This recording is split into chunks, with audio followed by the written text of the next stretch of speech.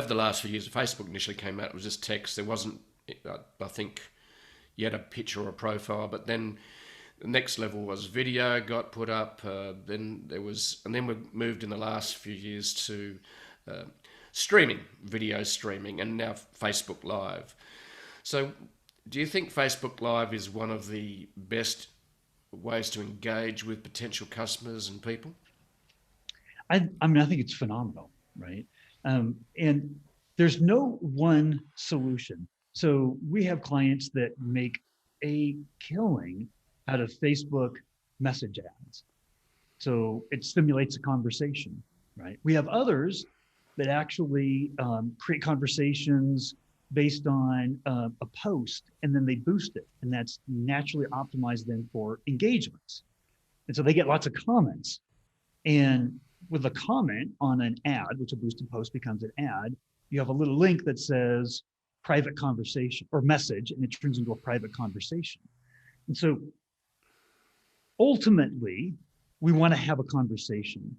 But your question about Facebook Lives, you got to start the engagement somewhere, right? So the good news about ads is, and we all know, we've heard the pay to play, that's been around now for a while. The organic reach has gone way, way down. Unless you have a good following in an audience or you promote your lives really well, you're not going to have a lot of people on them, right? So if you're starting out and you're creating a business, the best way is probably not to do Facebook Lives.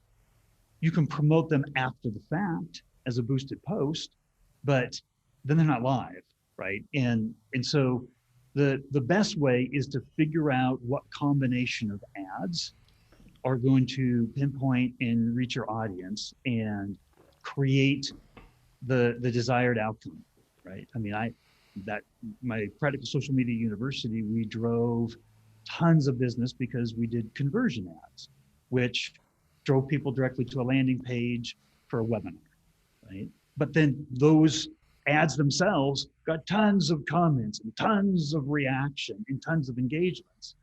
So therefore, I had 2 points of data. I knew how engaged people were, and at the same time, I knew which ones had registered for the webinar.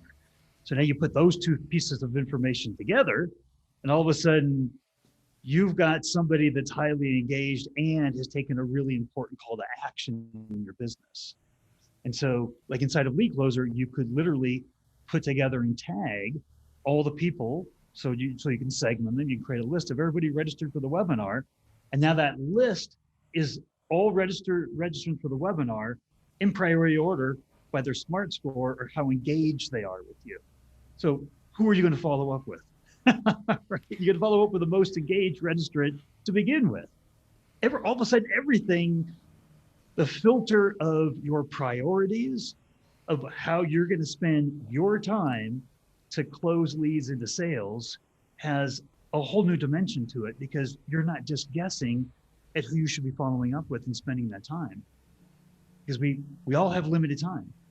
And yes, we'd like to scale our business and have lots of people and salespeople that could help out. But for the majority of us, we got to do a lot of that work. We got to build that business. And so if we don't do it in a smart way, if we're not following up with the right people, we're going to tread a lot of water. And we just can't afford to do that. Can't afford to do that in a business. So that, salespeople that waste time don't last too long in a business, right? And so an entrepreneur that wastes a lot of time trying to follow up with the wrong people, because we get excited as entrepreneurs, like anybody we can talk to, like, oh, fantastic, right? Well, that's not the way to build a scale business, right? That's an initial excitement about, wow, I actually have leads for my business. But if you're going to really grow your business, you have to prioritize your time. And that means you got to know who is more important to talk to than someone else, that you get the better return on investment.